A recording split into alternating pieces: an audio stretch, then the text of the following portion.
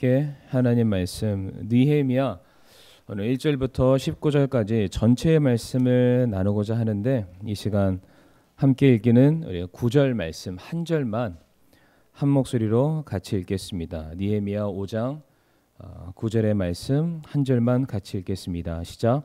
내가 또 이르되 너희가 행하는 바가 좋지 못하도다.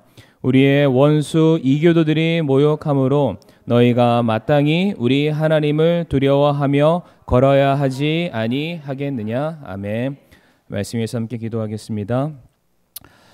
하나님 아버지 감사합니다. 또 이 시간 저희들 하나님의 말씀 앞에 섰습니다. 하나님의 말씀이라는 거울 앞에 우리 자신을 돌아볼 수 있는 시간을 갖게 하여 주시옵소서. 하나님께서 우리들에게 명령하시는 그대로의 삶을 살아가기를 힘쓰는 이 시간 저와 성도님들이 될 수 있도록 아버지 인도하여 주시옵소서. 예배 시정일간을 주님의 손에 맡겨 드려올 때에 모든 말씀 살아계신 예수님의 이름으로 기도를 드리옵니다. 아멘. 오늘은 느헤미야 5장 1절부터 19절까지 말씀을 통해서 하나님이 찾는 사람 여섯 번째 시간 느헤미야에 대해서 함께 말씀을 시간 나누도록 하겠습니다. 사람의 눈에 대해서 간단하게 말씀을 드리길 원하는데, 눈은 약 1억 개의 빛을 감지하는 세포로 구성되어 있다고 합니다. 이제 흰자 말고 저희가 소위 말하는 검은 자 안에만 해도, 물론 제가 이제 의학적으로 정확하게 아는 것은 아니지만 책을 통해서 알게 된 것은 이 눈에 1억 개의 빛을 감지할 수 있는 세포가 이 눈 안에 이제 이렇게 모여들었다고 합니다. 그런데 이 1억 개 중에서 뇌에 연결되어 있는 것은 고작 500만 개에 불과하다고 합니다. 이거를 이제 숫자상으로 퍼센테이지로 계산하면은 불과 5%밖에 되지 않는 수치가 되겠습니다. 숫자만 놓고 말하면은 우리의 눈은 1억 개 이상을 볼 수가 있지만 우리 뇌가 인지하고 우리 뇌로 전달되는 정보의 양은 불과 5%밖에 되지 않는다. 굉장히 많은 왜곡이 있다는 것입니다. 이 말을 우리가 충분히 공감할 수 있는 것이 무엇이냐면은 사람마다 같은 것을 보고 있지만 본 것에 대해서 우리가 말을 할 때 저마다 다르다는 것을 알 수 있습니다. 물론 비슷하게는 얘기하지만 저마다 강조점이 다르고요, 본 방향이 다르고 그것을 보고 이해한 것이 다릅니다. 왜 그렇습니까? 본 것은 똑같지만은 그것을 바라봤을 때 그냥 내가 보고 싶은 것을 보기 때문이다라고 우리가 말할 수가 있습니다. 이와 같은 시각의 차이, 관점의 차이가 존재하게 되는데, 이로 인해 발생되는 문제가 무엇이냐면은 선입견이라는 것이 있고 왜곡이라는 것이 발생하게 되고요. 또한 서로가 보는 그런 차이, 입장 차이가 있기 때문에 그것으로 인해서 뜻을 함께하지 못함으로 인해 다툼이 일어나게 된다고 합니다. 그런 면에서 우리가 무엇을 보느냐도 굉장히 중요하지만 우리가 같은 시선으로 그리고 같은 마음으로 그리고 같은 관점으로 무엇을 바라보느냐가 더 중요한 것이 아닌가라는 생각을 가져보게 됩니다. 이 자리에도 우리가 부부도 이렇게 앉아 계신 분들이 계신데, 부부가 수십 년을 같이 살았지만은 보는 게 같지 않다는 거 두 분이 가장 잘 아시리라 생각합니다. 자, 그런데 오늘 본문에도 등장하는 사건이 있는데, 이 사건이 무엇으로 기인하냐면 바로 같은 사건을 놓고서 서로가 바라보게 되는 관점의 차이가 나타난다는 것을 볼 수가 있습니다. 이 관점의 차이가 분열과 다툼을 일으키게 되었고, 결국 그것이 공동체 안에 어려움을 야기시키게 되는 원인으로 등장을 하게 됩니다. 그런데 반대로 이 문제 안에서 이것을 영적으로 바라볼 줄 아는 이 한 사람, 느헤미야겠죠. 바로 이 한 사람이 주님의 심정으로 이 문제를 바라보고 내 동포, 내 형제들을 안타까워하고 사랑하는 마음으로 이 문제를 바라보게 되었을 때에 공동체에 발생한 그 문제가 또한 해결됨을 우리가 또한 말씀을 통해서 확인해 볼 수 있습니다. 제가 느헤미야 5장 배경에 대해서 아주 간단하게 설명을 드리도록 할 텐데, 우선 느헤미야 3장을 가보게 되면은 이제 성벽 재건을 위해서 이제 느헤미야가 각 지파, 각 가문별로 각 집별로 이제 너희는 어디서부터 어디까지 성벽을 재건하라 임무를 할당해 주게 됩니다. 그렇게 해서 이제 느헤미야 4장으로 넘어가게 되는데 느헤미야 4장에서 성벽 재건에 제동이 걸립니다. 그러니까 누군가 걸림돌 역할을 하게 되는데 아마 이름을 기억하실 텐데 산발락과 도비아라는 사람이 나타나서 이스라엘 백성들이 성벽을 재건하는 그 일에 있어서 그러니까 사기를 무너뜨리고 또한 방해하는 일들이 발생을 하게 됩니다. 그런데 이 일들에 대해서 이 문제가 발생되었지만은 느헤미야를 비롯해서 모든 이스라엘 백성들이 일심단결을 하게 됩니다. 그러니까 그들의 한 손으로는 성벽 재건을 위한 도구를 들게 되고요. 다른 한 손으로는 언제 적이 쳐들어올지 모르기 때문에 성경 말씀 보게 되면은 칼과 창과 활을 들고 임전무태의 자세로 성벽 재건에 모든 백성들이 올 일을 하게 됩니다. 그래서 이제 느헤미야 5장, 4장 말미야 5장 초를 보게 되면 이제 성벽 재건이 어떤 그런 뭐라고 해야 될까요? 그 속도가 박차를 가하게 되고 이제 일정 궤도에 오르게 됩니다. 그런데 이렇게 잘 나가고 있을 때 오늘 본문 말씀 느헤미야 5장 말씀 보게 되면은 또 다른 문제가 발생하게 되는 것을 우리가 알 수가 있습니다. 이번에 발생한 문제는 외부에서 일어난 일이 아니었습니다. 산발락과 도비앗이나 이스라엘을 뭐라고 할까 질투하고 있는 외부의 세력이 막아선 것이 아니라 이 문제는 내부에서 발생이 됩니다. 어쩌면 이 일은 갑작스럽게 일어난 일이 아니라 이제 터질 것이 터진 이미 충분히 곪은 것이 터져버린 그런 사건이다라고 우리가 이해하면 편하겠습니다. 자, 그러면은 이스라엘 안에서 발생된 문제가 무엇일까? 저는 이것을 한 단어로 표현해 드리고 싶은데 바로 불균형입니다. 불균형. 2절부터 5절까지 내용 우리 성도님들 아마 아시리라 제가 믿고 간단하게 설명을 드리겠습니다. 2절부터 5절까지 내용을 정리하면 다음과 같습니다.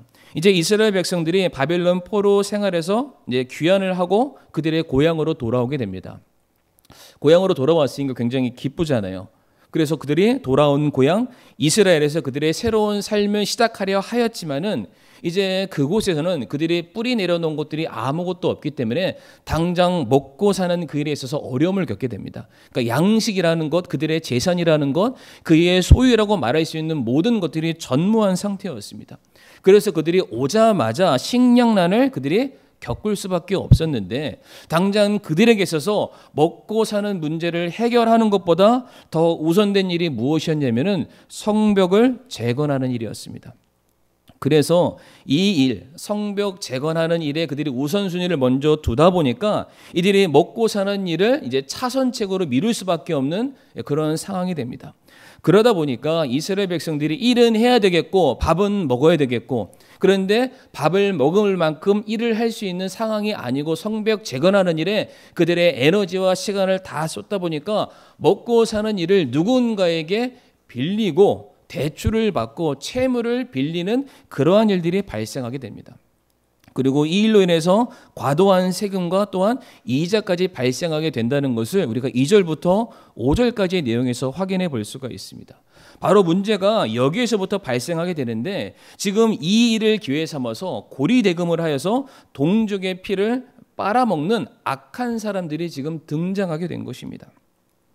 지금 없는 사람들, 먹을 것이 없고 재산이 없고 무엇인가 기댈 것이 없는 사람들은 계속해서 돈을 빌릴 수밖에 없었고 계속해서 양식을 빌릴 수밖에 없는 그들의 삶에 악순환이 연속이 되었고 반대로 돈과 양식을 빌려주는 사람들은 그냥 자연적으로 그들의 재산이 늘어나게 되는 한쪽은 빈익빈 한쪽은 부익부의 현상이 심화되면서 다른 한쪽은 그 누적된 빚을 갚지 못하게 되었을 때에 이것을 해결하기 위해서 인신매매까지 성행되는 그런 사건들이 이스라엘 영내 안에서 지금 발생하게 된 것입니다.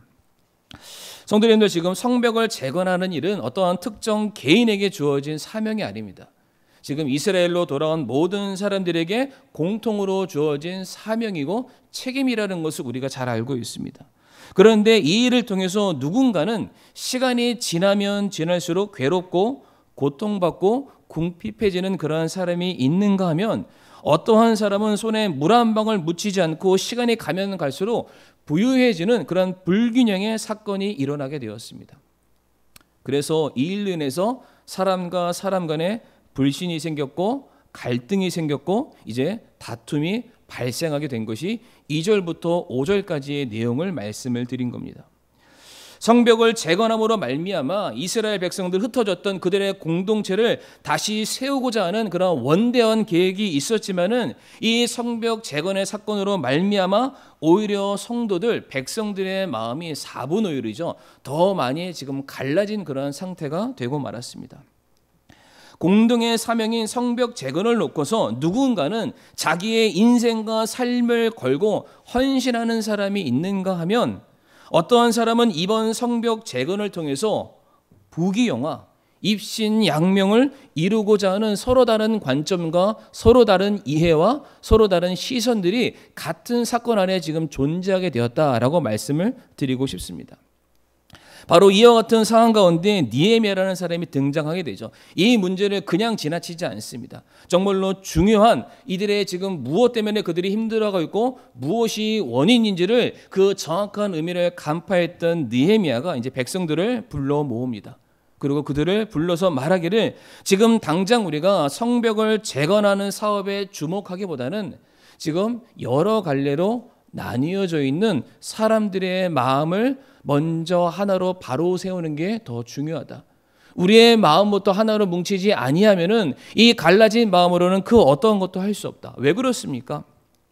제 아무리 성벽을 튼튼히 쌓아 올린다 할지라도 성벽 안에 살고 있는 사람들의 마음이 무너져 내린다면은 성벽을 아무리 여리고성처럼 짓고 만리장성처럼 길게 짓는다 한들 성벽 안에 살고 있는 사람들이 다투고 분열해서 그냥 성문을 열어버리면은 그것을 튼튼하게 지어도 쇳덩어리로 지어도 아무런 소용이 없기 때문입니다. 그런데 저는 이 성벽 재건 공사를 오늘날 무엇으로 제가 묵상하게 되었냐면은 바로 교회의 사역이 이와 같다라는 것을 한번 생각해 보게 되었습니다. 사역과 헌신에도 얼마든지 성도님들 불균형이 일어날 수가 있습니다. 서로 간의 입장 차이 때문에 서로 간의 삶의 문제 때문에 이해관계 때문에 어떤 교제의 단절이 생기고 이해의 차이가 생기고 그로 인해 다툼과 분쟁이 얼마든지 일어날 수가 있습니다. 서로가 하나 되지 못하고 자기의 이익만을 추구하고 자기 앞가림만 챙기고 다른 누군가의 형편을 돌아보지 아니하고 다른 누군가의 어려움을 서로 나누지 않게 된다면 같은 교회를 섬기고 있지만 서로가 다른 것을 추구하고 서로가 다른 것을 바라보게 된다면 우리가 교회라는 울타리 안에 있지만은 서로가 함께 모였을 때에 가족이라는 느낌보다는 이방인 같은 기분, 내가 소외를 당하고 있다는 기분을 누군가 받게 된다면 어떻게 그런 교회를 우리가 함께 세워갈 수 있으며 어떻게 그런 교회가 부흥을 기대할 수가 있겠습니까? 사랑하는 성도님들, 오늘 본문 이스라엘 백성들 사이에서는 불균형이라는 것이 지금 일어나고 있습니다. 같은 사명을 부여받은 사람들 사이에 어떠한 사람들은 더 힘들고 고통스러운 시간을 보내는 사람들이 있습니다. 먹고 사는 일에 어려움을 겪고 채무를 갚지 못해서 괴로워하고 사랑하는 가족까지 잃는 고통을 겪는 그러한 사람이 있는가 하면 다른 반대쪽에서는 이러한 형제를 바라보면서 나 몰라라 하고 자기의 입속만을 챙기는 그러한 사람들이 같은 울타리 안에 존재하고 있다는 것입니다. 그런데 성도님들, 이와 같은 일들이 계속해서 지속된다면 어떠한 일이 발생하게 될까요? 내일이 아니라고 그냥 손을 놔버리면 어떠한 일이 발생하느냐? 자연적으로 먼저 고통받는 사람들이 어쩔 수 없죠. 자기에게 주어진 책임과 사명을 내려놓을 수밖에 없습니다. 그들 역시 자기 먹고 사는 일을 위해서 성벽 재건이라는 원대한 사업을 내려놓고 어쩔 수 없습니다. 자기의 삶으로 돌아갈 수밖에 없습니다. 그런데 그렇게 해서 끝이 아니죠. 어쨌든 성벽 안에 남아있는 사람들은 그들이 놓고 간 그 일들이 이제 자기에게 가중되게 되어 있습니다.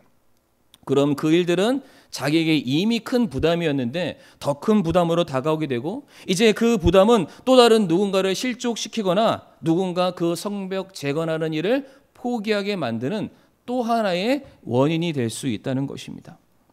결국 나에게 주어진 책임과 사명에 대해서 서로가 책임을 전가하고 공평하지 아니한 그런 불균형이 이루어지게 된다면 결국 성벽 재건은 이루어지지 못할 뿐만 아니라 그 이루어지지 못한 성벽을 향해서 또다시 외부의 공격이 쳐들어오게 될 것은 분명한 사실이고 또다시 이스라엘 백성들은 반복된 포로 생활을 할 수밖에 없다는 것입니다.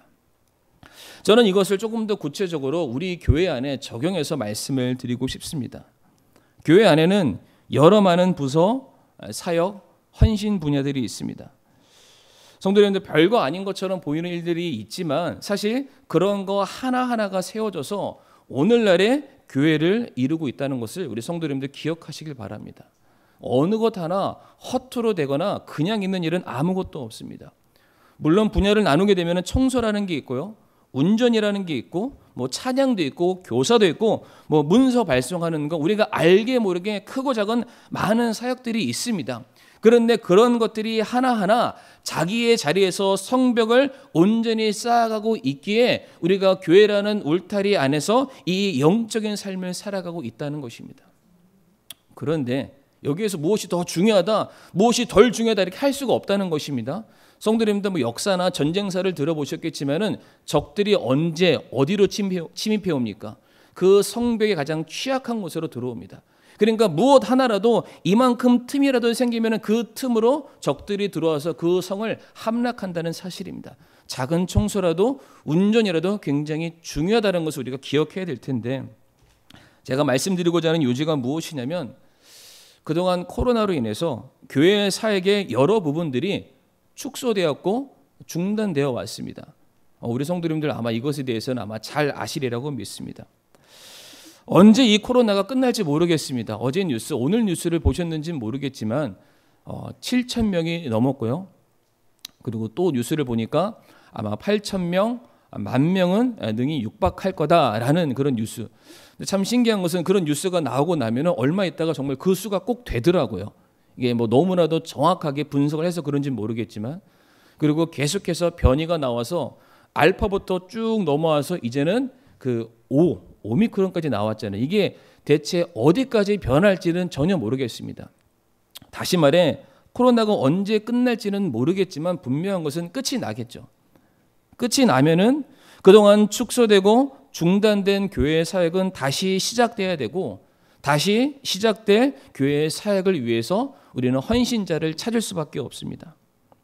그런데 다시금 우리가 사역을 시작하려는 바로 그때에 우리 교회라고 해서 사역의 불균형, 헌신의 불균형, 섬김의 불균형이 일어나지 않으리라는 법은 없습니다. 분명 어떠한 성도님들은 2개, 3개 이상 여러 다양한 분야에서 아침부터 오후 늦게까지 섬기시는 분들이 계실 겁니다. 어떠한 성도님들은 점심 식사조차 제대로 하지 못한 채 운전을 나가서 누군가를 섬기는 그러한 분들도 아마 계실 겁니다. 그런데 반대로 코로나 이전과 이후 달라진 상황과 내 환경들로 인해서 지금까지 해왔던 사역을 불갑을 내려놓거나 다른 누군가에게 전가시킬 수밖에 없는 상황들이 생길 것입니다. 이거는 내가 원해서 자발적으로 의도적으로 아니라 원하든 원치 않든 원하는 바는 절대로 아니지만은 불갑을 예전처럼 적극적으로 내가 사역에 동참하지 못하는 일들이 발생할 수 있다는 것을 지금 전제하는 것입니다. 바로 이와 같은 우리들을 향해서 오늘 느헤미야가 이스라엘 백성들에게 한 가지 메시지를 전달합니다. 서로가 사역의 불균형, 섬김의 불균형으로 인해서 서로 가운데 교제가 하나 되지 못하고 분쟁과 다툼과 분열이 일어나서 정작 하나님께서 그들에게 부여해 주신 성벽 재건이 제동이 걸리고 발목이 잡혀있는 바로 그 순간 이스라엘 백성들이여 너희가 지금 2가지를 기억해야 된다. 7절 말씀을 우리가 다 같이 보길 원하는데 7절 말씀 보게 되면은 느헤미야가 이스라엘 백성들을 불러놓고 이렇게 말합니다. 너희가 각각 자기 형제에게서 이자를 취하는도다. 이렇게 말하고 있습니다. 이 말의 뜻을 어떻게 우리가 해석할 수 있냐면 지금 성벽 재건에 걸림돌이 되는 게 누군 줄 아느냐? 그게 바로 너다라고 말하고 있습니다. 외부의 세력이 지금 우리 성벽 재건하는 일을 방해하는 것이 아니다. 다른 사람이 성벽 재건하는 일을 방해하는 것이 아니라 다른 형제에게 무엇인가를 구워준 것을 그냥 나눠주지 못하고 구워준 것에 대해서 이자를 받기 위해서 혈안이 되어 있는 너의 모습이 결국 성벽 재건을 막아서는 결정적인 원인이 되고 있다. 그렇게 말하고 있습니다. 뿐만 아니라 형제들의 섬김과 수고를 함께 나누지 아니하고 책임을 전가하고 네 안위만을 챙기는 그 행위가 다른 형제를 고통스럽게 만드는 것이고, 다른 형제가 성벽 재건을 위해서 그의 인생을 내건 그의 사명에 대한 의욕을 지금 꺾고 있는 것이다. 지금 그것이 네가 바로 그들에게서 이자를 취하고 있는 것이다. 지금 이렇게 설명을 하고 있습니다. 그러면서 결국 느헤미야가 말하기를 무엇을 말하냐면, 지금 누군가 자기의 삶을 포기하면서까지 성벽 재건을 위해서 헌신된 사람이 있음을 기억하라라고 말하고 있습니다. 누군가는 내가 내려놓은 만큼 그 빈자리를 메꾸기 위해서 지금 희생하고 있다는 것입니다. 나도 성벽 재건한 일에 힘을 쓰고 시간을 들여야 되는데 이 일을 하기보다는 이자 받기 위해서 사람들 찾아다니느라 못하고 있는 그 상황을 누군가는 먹지도 못하고 굶주린 상태에서 그 빈자리를 메꾸기에 애쓰는 사람이 있음을 기억하라라고 말합니다. 이 희생과 섬김의 수고를 잇는다는 것은, 그러한 행위는 어떠한 외부의 세력의 성벽 재건을 막는 것이 아니라 바로 네가 성벽 재건의 걸림돌이 되는 것이고, 바로 네가 이 성벽을 허무는 침략자다라고 지금 말하고 있습니다. 그것을 기억하라. 그리고 이어지는 9절 말씀 보게 되면 느헤미야가 이스라엘 백성들을 향해서 무엇이라고 말합니까? 너희가 마땅히 우리 하나님을 두려워하며 걸어야 하지 아니하겠느냐라고 말합니다. 결론적으로 말씀드리면은 하나님이 지켜보고 계신다. 지금 이스라엘 백성들이 포로에서 귀환해서 그들의 고향으로 돌아왔습니다. 그들이 고향으로 돌아오기를 누구보다 포로 생활하던 바빌론에서 하나님께 간절히 외쳤던 사람들이 바로 이 사람들이었습니다. 하나님, 우리가 언제까지 남의 나라, 남의 땅에서 이렇게 노예 생활하면서 우리가 지내야만 합니까? 우리가 합당히 지켜야 될 안식일과 예배와 제사를 드리지 못하고 언제까지 우리가 하나님의 백성들이 이방인들처럼 살아야만 합니까? 하나님, 다시 우리의 고향으로 돌아가길 원하고요. 우리의 고향으로 돌아온다는 이 얘기는 단순히 그들이 잃어버렸던 집을 회복하는 차원이 아니라 그들이 그동안 내려놓고 있었던 예배를 회복하고 하나님과의 교제를 회복하고 하나님이 지켜주시는 그 은혜의 삶의 터전 안에서 살아가기를 원합니다. 이게 그들의 신앙 고백이었습니다. 그래서 하나님이 그 고백을 들으시고 기억하시고 끝끝내 그들을 그들의 고향으로 돌려보내주셨죠. 그러면 이스라엘 백성들이 지금 가장 먼저 그들의 삶을 들여서, 시간을 들여서, 에너지를 들여서, 물질을 들여서 그들이 해야 될 일이 무엇이겠습니까? 물론 먹고 사는 것도 중요합니다. 그들의 집을 짓는 것도 중요하지만 그들이 성벽이 없으면, 성전이 없으면 또다시 똑같은 그런 포로 생활이 반복될 수밖에 없었기 때문에 그들이 하나님께 돌아가는 거, 예배를 회복하는 거, 하나님의 백성이라는 정체성을 잊지 않고 붙드는 것이 그들에게 가장 중요한 일이었습니다. 하나님이 나 그거 회복시켜줬는데 나 지금 지켜보고 있다. 그거 너희 신앙 고백대로 하고 있는지 내가 다 지켜보고 있다. 너 이렇게 해서는 안 된다. 이렇게 해서는 예전처럼 똑같이 돌아갈 수밖에 없다. 지금 하나님께서 이스라엘 백성들의 모든 행위들을 하나님의 행위책에 다 기록하고 계십니다. 그들이 무엇을 하는지, 무엇에 마음을 쏟고 있는지. 다시 그 하나님을 만나게 됐을 때에 하나님께서 우리들의 삶의 모든 족족들에 대해서 일일이 열거하실 바로 그 자리 앞에 부끄러워할 너의 모습을 두렵고 떨림으로 생각해라. 이게 바로 9절의 말씀이 되겠습니다. 사랑하는 성도님들, 우리 주님께서는 교회의 머리가 되십니다. 그리고 주인 되십니다. 교회가 유지되고 존속되고 모든 것들 사람의 힘으로 하는 것이 아니라 다 주님께서 지켜주셔야만 가능한 일입니다. 그런데 그 일들, 교회를 세워나가는 데 있어서 손과 발이 되는 것은 우리들입니다. 저도 일부분 감당해야 되고요. 여기 앉아 계신 성도님들이 주님의 손과 발이 되어서 우리에게 주어진, 우리에게 맡겨진 사명을 우리가 반드시 세워나가야만 합니다. 우리가 이와 같은 좋은 교회 안에서 예배를 드리고 영적인 생활을 누릴 수 있는 것은 사랑하는 성도님들, 목사라는 한 사람을 통해서 이루어지는 것이 아닙니다. 바로 옆에 계시는 성도님들이 계시기 때문에 그 성도님들이 나에게 주어진 그 사명과 그 사역에 충실하게 그들의 삶을 드리고 에너지를 드리고 물질을 드리고 모든 것을 들여서 함께 더불어 세워 나갔기 때문에 우리가 교회 안에서 이렇게 귀하고 너무나도 복된 신앙생활을 영위할 수 있다는 사실입니다. 바로 이와 같은 삶을 우리가 누리기 위해서 어떠한 마음을 버려야 됩니까? 나만 아니면 돼? 나 없이도 될 거야. 저 사람만 잘하면 돼. 나는 내 할 일만 할 거고 내 인생을 위해서 살 거야.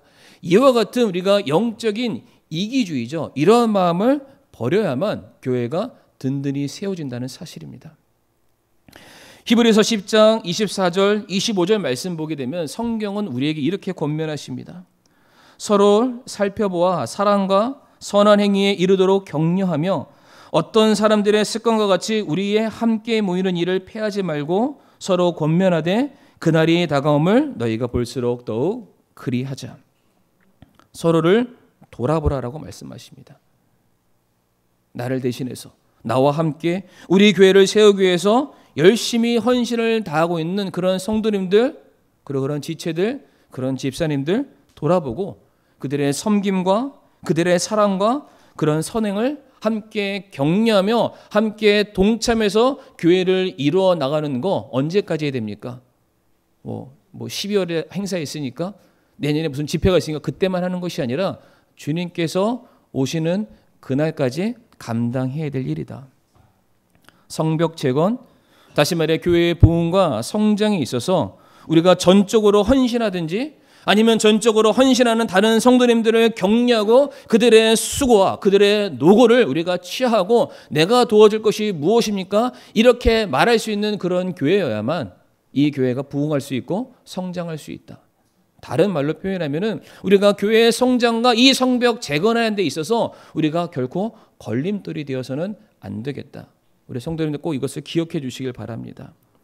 그래서 이 문제를 해결하기 위해서 느헤미야가 내어놓는 방법이 있는데 너무나도 간단합니다.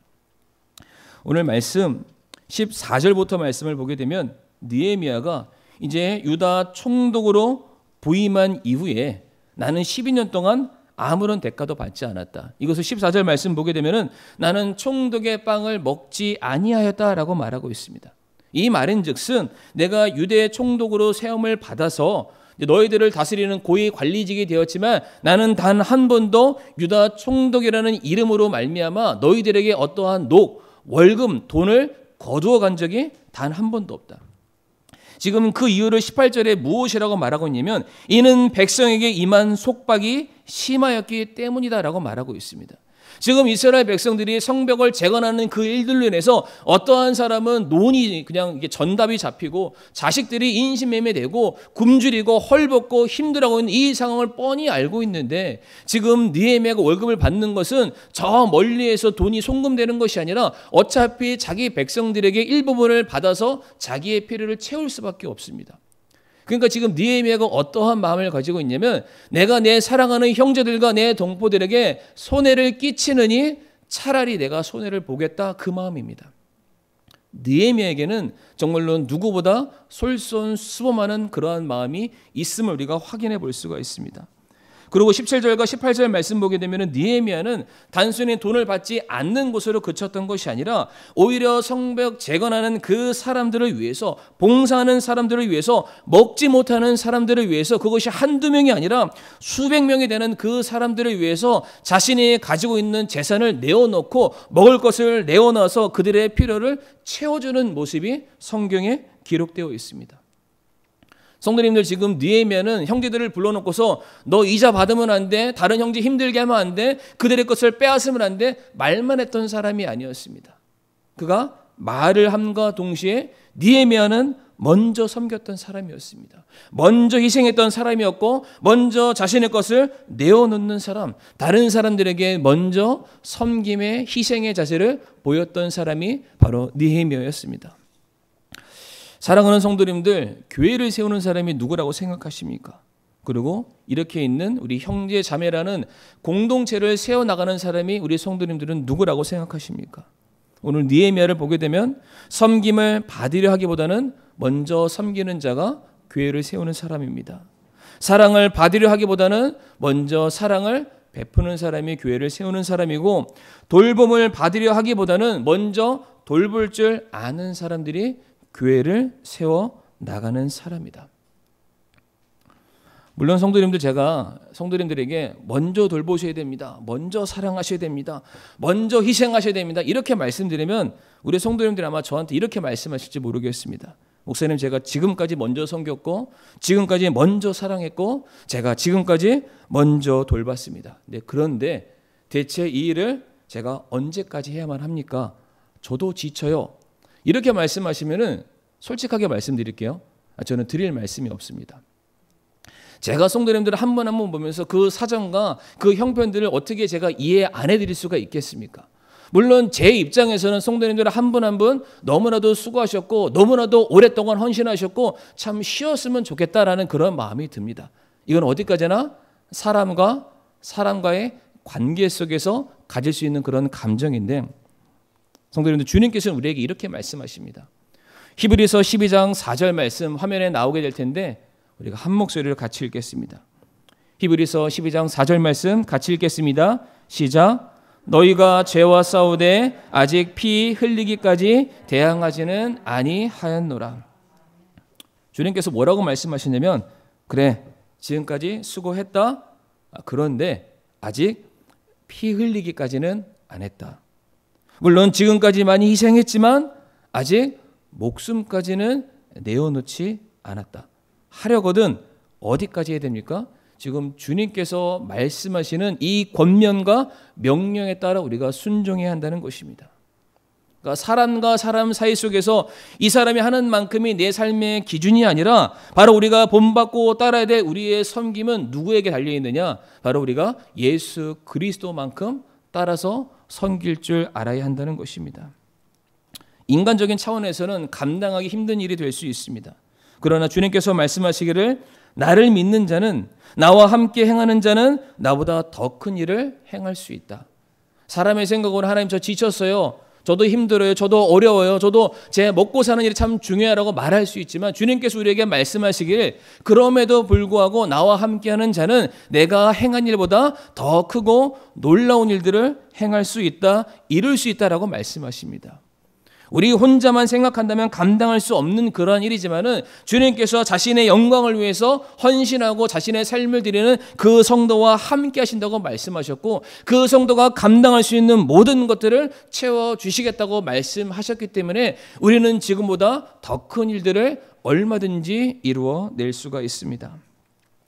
이 시간 말씀을 마무리하면서 사랑하는 성도님들, 제가 자주 인용드리는 말씀인데, 누가복음 18장 8절 말씀에 인자가 올 때에, 하나님의 아들이 이 땅에 다시 오셨을 때에 믿음 있는 자를 보겠느냐. 이제 그날이 얼마 남지 않았습니다. 그런데 이 마지막 때라는 것은 성도님들, 단순히 뭐 주변에 우환이 생기고 재앙이 생기고 기근이 생기고 이런 것만 우리가 생각할 것이 아니라, 그 마지막 때라는 것은 바로 주님께서 다시 오시는 때를 의미합니다. 주님을 믿지 않는, 구원받지 않는 사람들은 그에 합당한 심판을 받겠지만, 동일하게 구원받는 성도 역시 이제 주님께서 우리에게 맡겨주신 사명에 우리가 얼마나 충성된 종으로 살아왔는지를 또한 동일하게 계수받고 심판대 앞에 서는 그러한 순간이 있다는 것을 성도님들 꼭 기억하시길 바랍니다. 과연 그때 성도님들은 어떠한 말을 주님 앞에 간증하시고 내뱉으시겠습니까? 오늘 19절 말씀 보시게 되면 느헤미야가 하나님을 향해서 이렇게 신앙 고백합니다. 그가 주님을 만나는 그 자리에서 이와 같은 신앙 고백이 바로 저와 성도님들의 신앙 고백이 되길 원하는데요. 19절 말씀 보게 되면 무엇이라고 말합니까?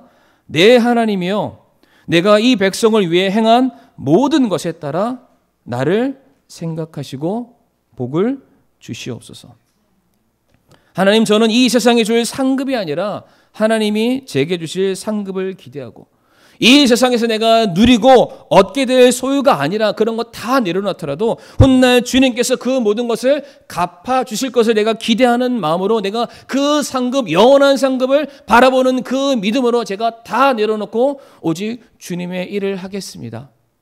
주님, 그런 저에게 복 주세요, 갚아주세요, 다 챙겨주세요. 이게 바로 주님 앞에 신실한 성도가 우리가 다시 주님을 만났을 때 해야 될 아주 복되고 귀한 신앙 고백이라고 저는 그렇게 믿습니다.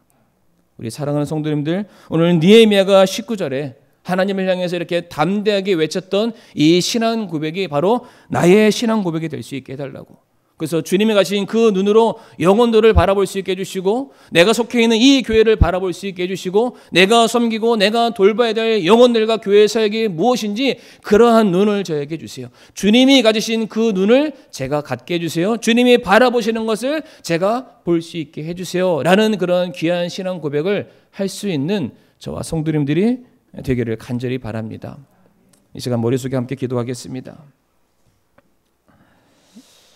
사랑하는 성도님들, 하나님께서는 자신의 손과 발이 되어줄 뿐만 아니라 자신이 눈에 되어서 영혼을 돌보고 교회를 돌아봐줄 성도를 찾고 계십니다. 하나님의 마음과 심정에 대해서 대신해서 아파하고 눈물을 흘려줄 수 있는, 그래서 자기의 모든 것을 기꺼이 내어놓을 수 있는 한 사람을 찾고 계십니다.